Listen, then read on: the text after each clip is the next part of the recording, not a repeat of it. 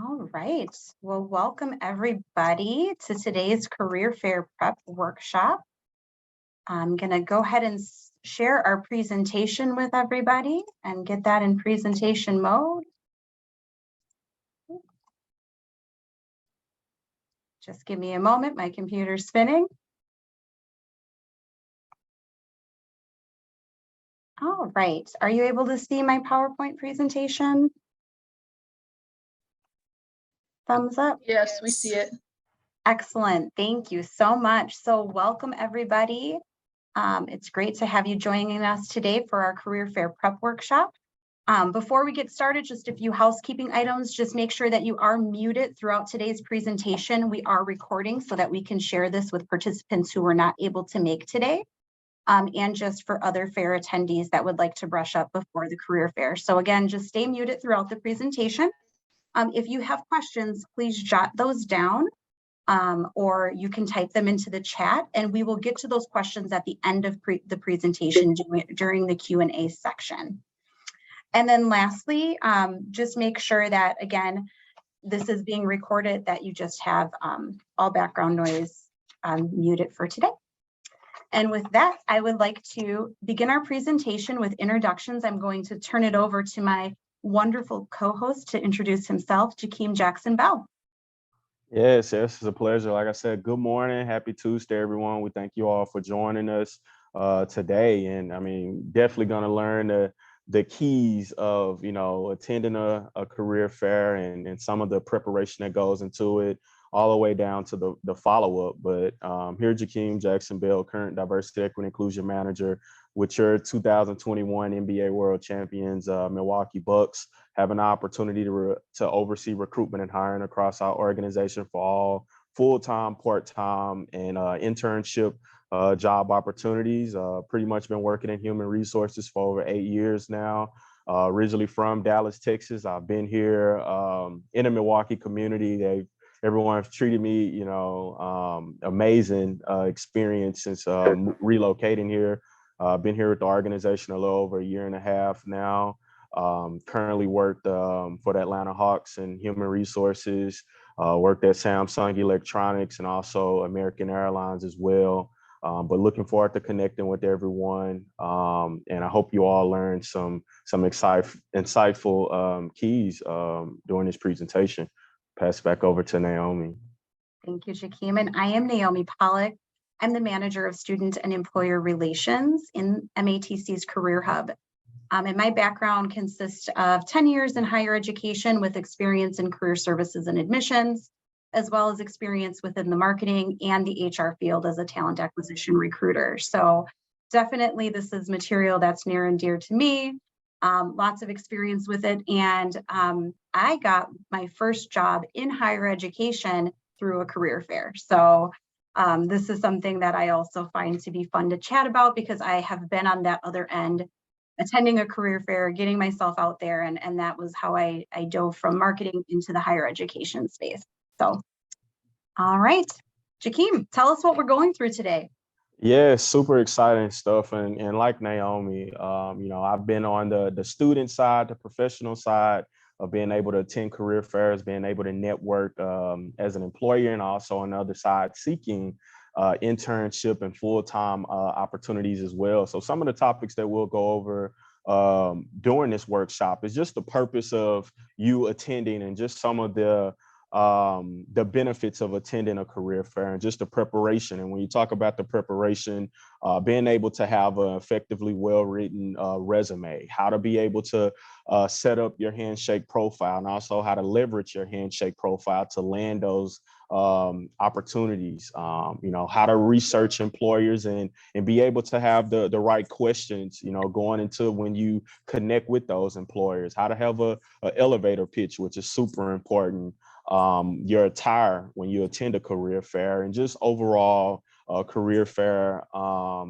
day of what that entails, and really how to navigate on the actual day of your career fair. And what's super important after you leave that career fair, what does the post-fair follow-up look like? And then also we'll walk you through at the end on how to actually set up your Handshake profile. So today, like I said, you're going to learn some really helpful keys to how to network and how to leverage your profile and really how to set you up for success.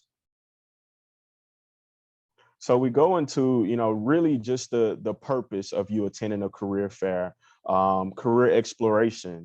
Maybe you're not actively seeking employment at this time, but it's good to still attend those career fairs because you want to network with people. And oftentimes, myself, being able to network with people, not necessarily if they have opportunities available at that employer, but it's good to connect with people because you never know. It may be opportunities that are not currently open, but something may be open in the next month, the next 2 months, 6 months, or a year. Or in my case, where I landed this opportunity, I connected with the hiring manager 2 years prior, and something came up 2 years later, and my name was put in the hat for the opportunity, and I was able to interview for it. And ultimately, I was afforded this amazing opportunity here with the Milwaukee Bucks. So even if you're not actively seeking, still attend a career fair to network with people, learn more about those organizations. And myself as an employer that I go, and really, seek candidates for current and future opportunities. Most employers are attending a career fair to not only, highlight, what's current positions are opening or what's coming down the pipeline.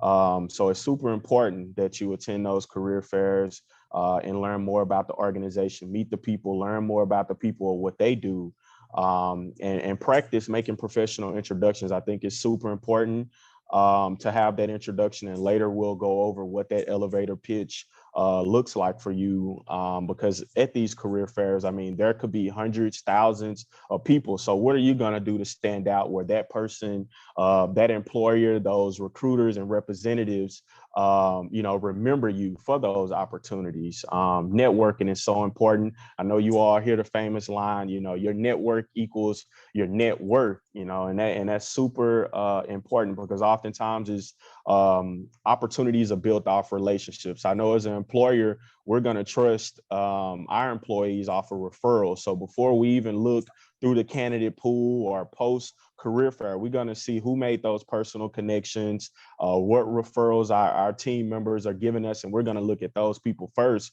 when it comes to being interviewed and opportunity to land those jobs. So knowing what you hope to gain from a career fair is knowing your purpose. So be very intentional about what you want to achieve prior to attending a career fair, so you're prepared. And once that day actually comes, you have a full itinerary or what you want to achieve and walk away from that career fair. And now I'll pass it over to Naomi, where what really matters is your resume and your Handshake profile. Thank you, Jakeem.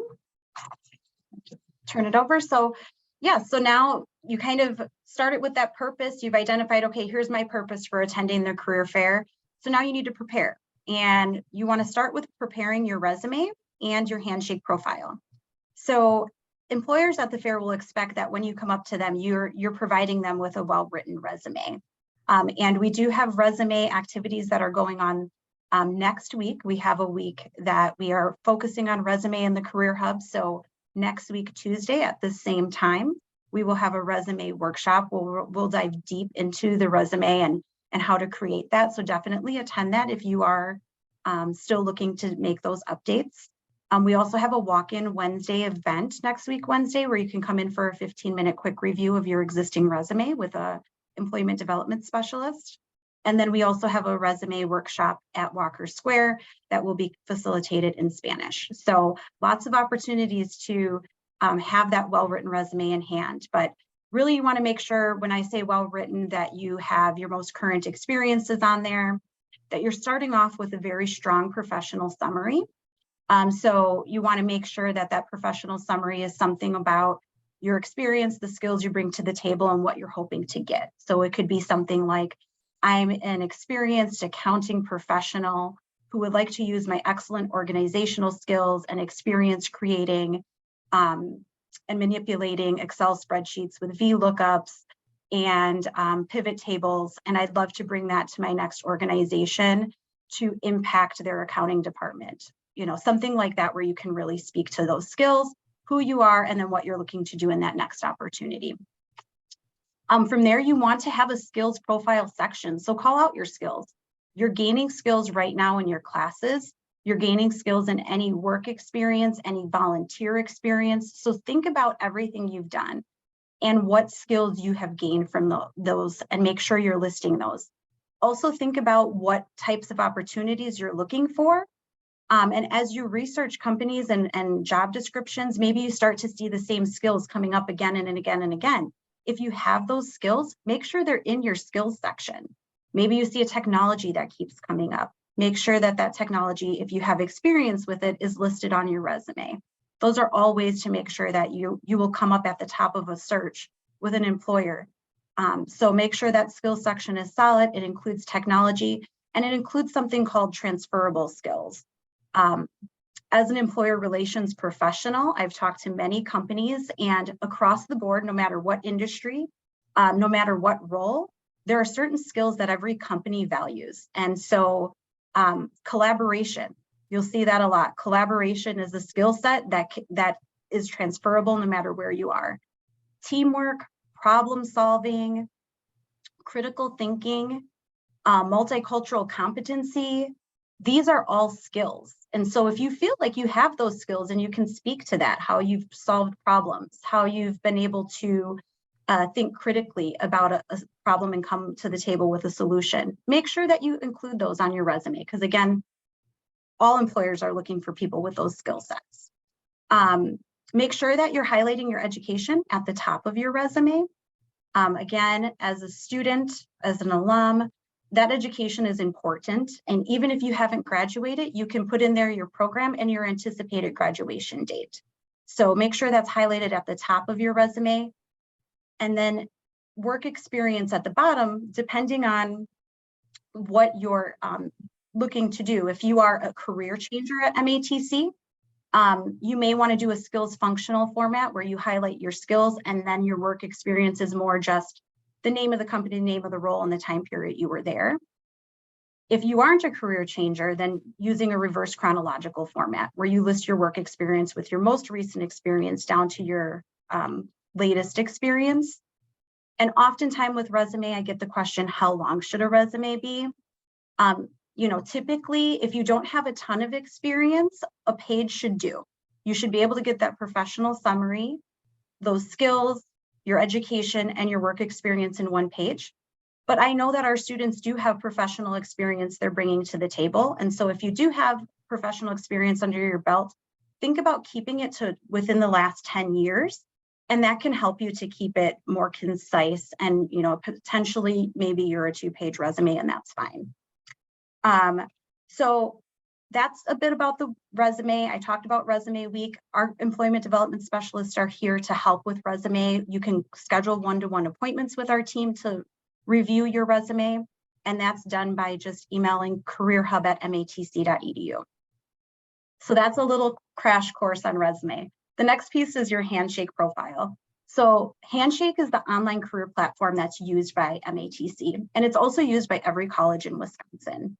So I often hear from students like, why should I update Handshake? Why should I use that for job search? It is the career platform in the state for college students and graduates.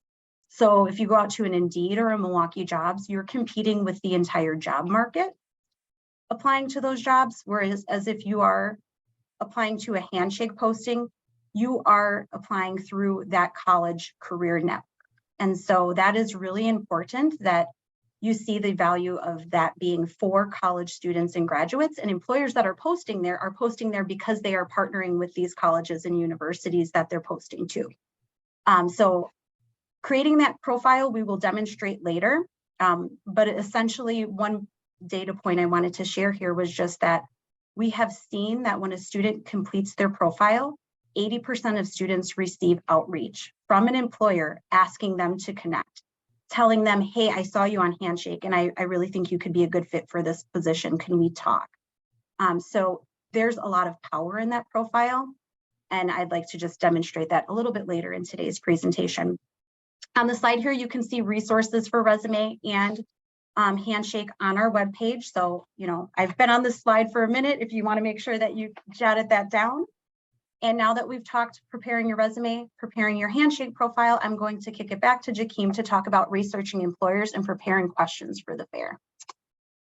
Thank you, Naomi. I hope you all got all of those keys in regards to your resume, which is so important. Oftentimes, so many people apply for opportunities. So many people are coming up to the employer at career fairs that, even after the career fair, once they're able to look at your resume, you want to make sure you have the right information, the right keywords, because oftentimes the time of reviewing resumes is not that long. So you want to make sure you have all of that right information lined up.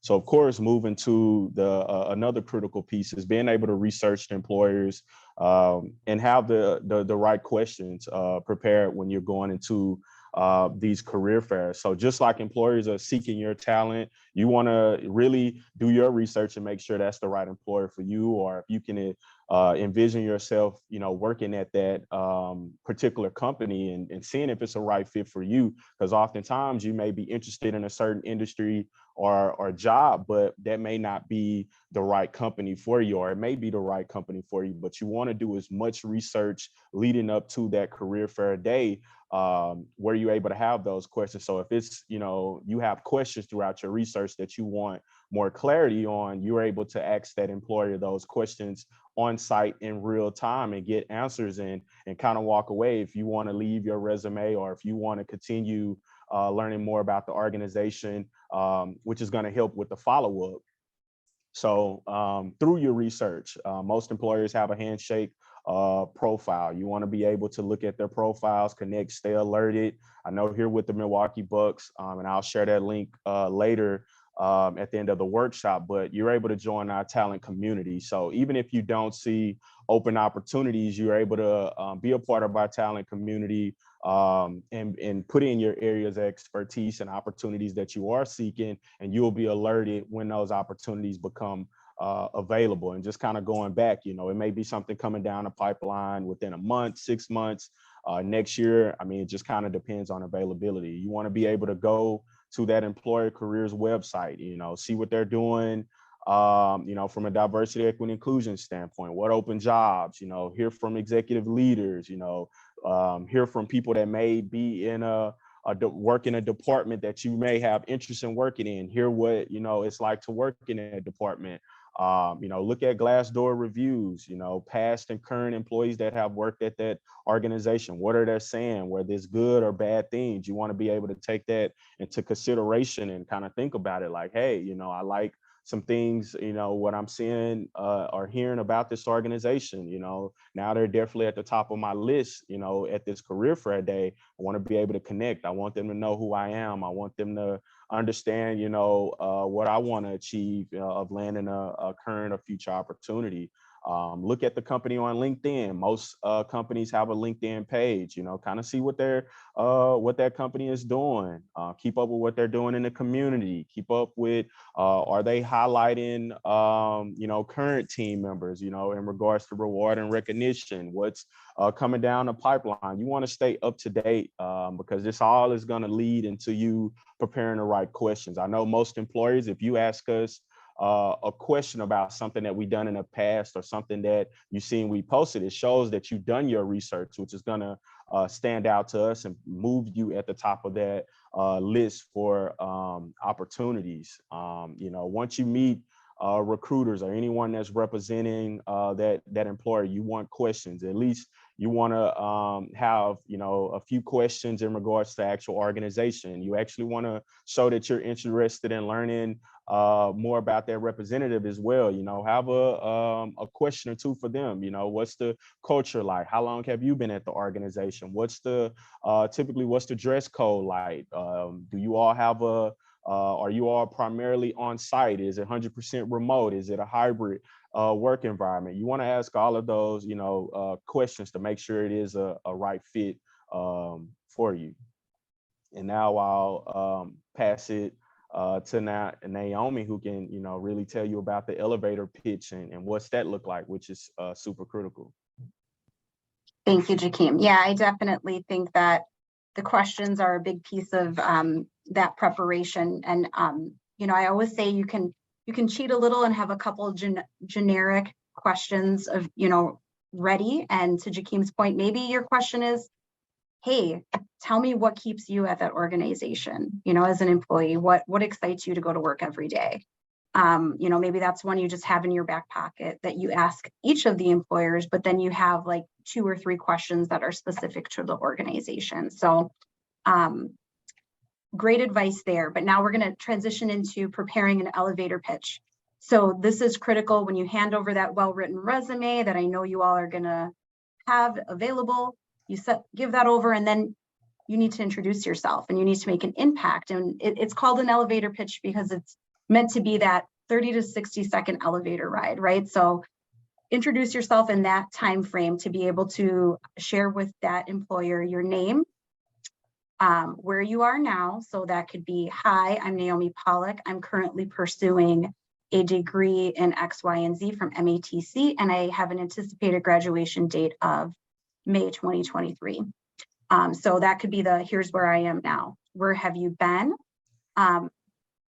This may shift depending on if you're a career changer, maybe you focus on just skills that you've had. So like I have, 10 years of industry experience where I have honed in customer service skills and skills working with various Microsoft technologies or something like that can be transferable anywhere.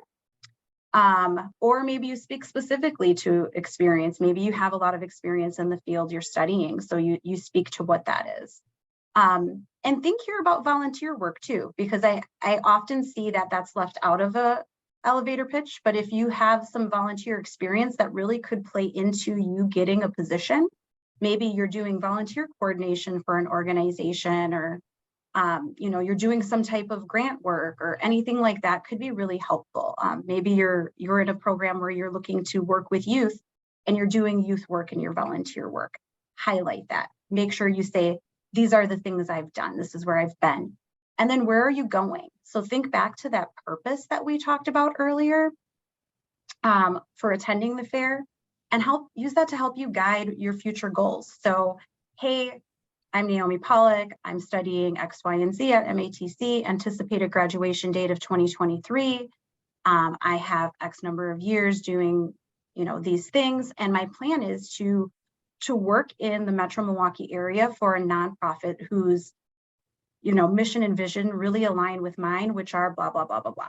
So, being able to put that together to really accentuate, this is who I am, this is what I bring to the table, and this is what I'm looking for. That's really going to make a big impact on that employer. So I'm going to pause here. If you didn't get a chance to write that down, write down those key points. And, at the end of today's presentation, just start to draft out what that pitch would be for you. So your name, where you are now, degree, program, year in school, where you have been, and where are you going? What are your future goals? What are you hoping to accomplish? All right. So with that, I'm going to turn it back on over to Jakeem so he can share with us planning your career attire for the day of the fair. Yes, thank you so much, Naomi. And just to kind of piggyback, like the elevator pitch is probably one of the most, important, this is all important information, but definitely like the elevator pitch, you can use that anytime, anywhere in regards to networking, including the career fair day. And, practice as much as possible, practice with your friends or even at home, alone in your room, look in the mirror. I know it helped myself, look in the mirror and just, practice your lines. You definitely want it to be authentic, but you definitely, want to, practice, getting yourself in the mood of meeting people and being able to effectively deliver, your elevator pitch. Oftentimes, a lot of people may not have enough time, and especially, doing a career fair day where you know, depending on the crowd size, you know, you have to be very, you know, brief and intentional of who you are, what you're looking for, what you've done. You know, you want to be very brief. But another important key is just your attire. You know, first impressions really matter. Like, everyone remembers a first impression, because oftentimes people may not know you. So, you know, having a first impression, that's what they're going to remember. You can be the most talented person, you can have the well-written resume,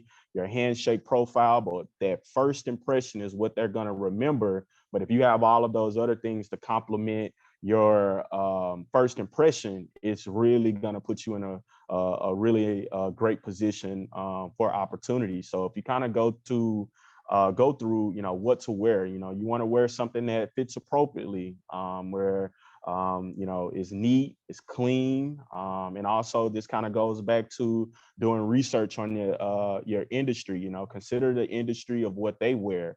I know, regardless of industry, like, that first impression, you know, you want to come, you know, business attire, and then, you know, once you obtain that opportunity, even throughout the interview process, and then once you obtain that opportunity, and then you can go with the, you know, whatever their standard dress code is. But you know, we highly encourage you, you know, business attire, especially for their career fair day, where you stand out. Make sure that your shoes align with your career attire. Highly recommend, you know, dress shoes. You know, you don't want to go business attire from neck down and then you have on sneakers. Like, you want to make sure you look the full part, you know, during that first impression. So just kind of, you know, what not to wear, you know, jeans, t-shirts, athletic attire, distracting jewelry. You know, you want to make sure that the full focus is on, you know, your talents, but also make sure, you know, everything is clean and presentable as well. You know, no tennis shoes or, you know, heavy perfumes or colognes. Definitely, you know, on the heavy perfumes or colognes, you never know if, you know, that particular representative may be allergic, or they may not, you know, you may think you know, you smell really great, and they may not think you smell really great. So, you know, no heavy perfumes or cologne as well. And now I'll pass it back to Naomi, who can kind of give you a little bit more information about the career closet, which is super exciting at MATC. Yeah, thank you. So yes, definitely. My philosophy is don't dress for the job you have, dress for the job you want. And you know, yes, you might be in maybe a trades industry, but that doesn't mean that you shouldn't dress your best for that event. And so talking about the career closet piece. So MATC is currently working on developing a career closet for our students. It's a collaboration between our CareerHub, some of our faculty members, and our student life department. And so this will be an opportunity in the future where, if you are attending any of our career events, to network, to attend a fair, where you'll be able to find career attire if that's something that you need assistance with. And so keep an eye out for our emails. We do send bi-weekly e-newsletters out to students. So keep an eye out in those publications. We'll let you know when those resources become available. However, since that isn't something set up yet, Community Advocates of Milwaukee has a opportunity through their bottomless closet for career attire, and that's something that is referral based. So, you know, if you email us at careerhub@matc.edu and you have interest in the bottomless closet, we can provide you with more information on that. All right, so now we've covered our bases with what to wear, what to prepare. So the next step we want to look at is day of the fair. So the day is here, you've done all this preparing, you're ready to go. What do you need to bring with you on your way out the door? So make sure that you have copies of your resume that we talked about, and don't worry about buying any special paper or trying to be really flashy. Honestly, the best is clean white paper, crisp, not folded up.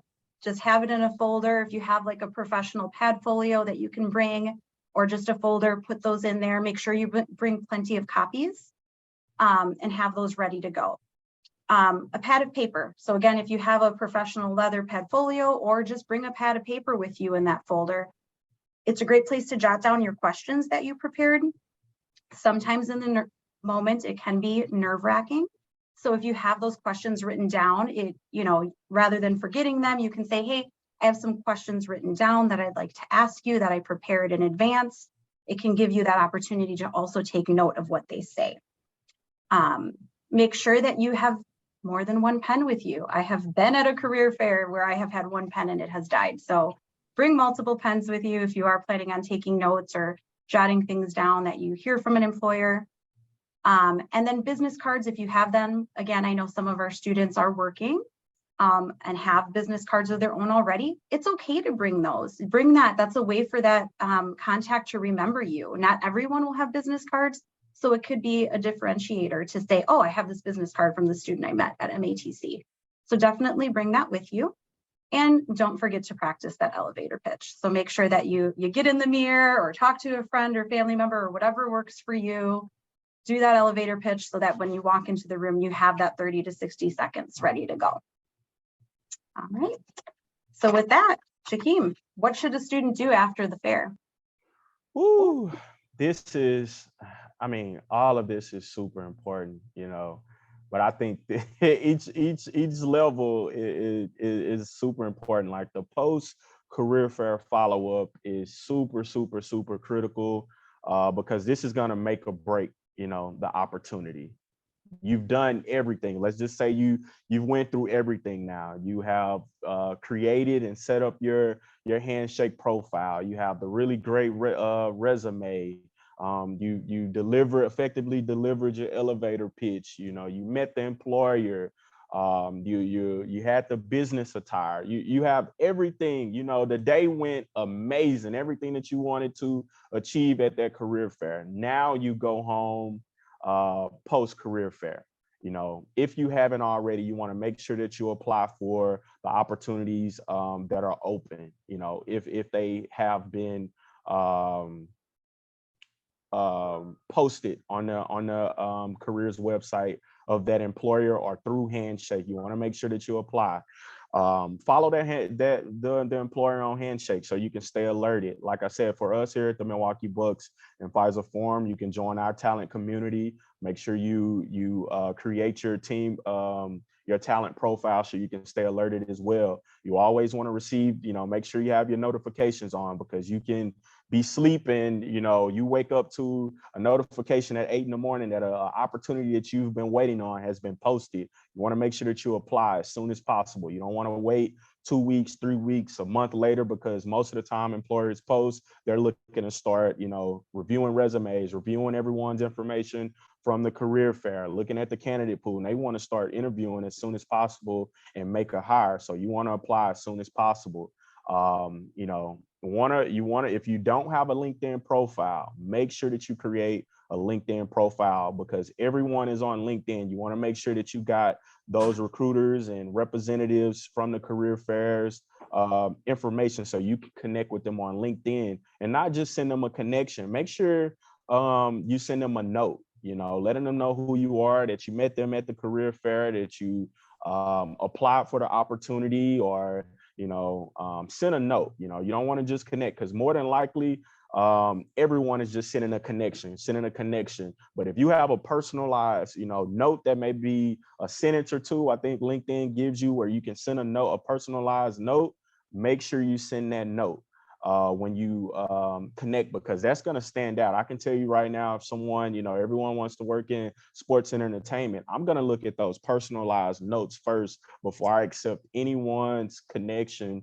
So that's going to help you stand out. I can say, you have people on LinkedIn such as, our team president, Peter Fagan, and all of our executive leaders. You have people like Mark Cuban that's on LinkedIn. So this is just kind of giving you a few examples that people are active and engaged on LinkedIn. It's and Handshake. So these are the top 2 profiles that you want to make sure if you don't have set up by following this workshop, you want to put that on your to-do list to make both of those profiles, Handshake and LinkedIn.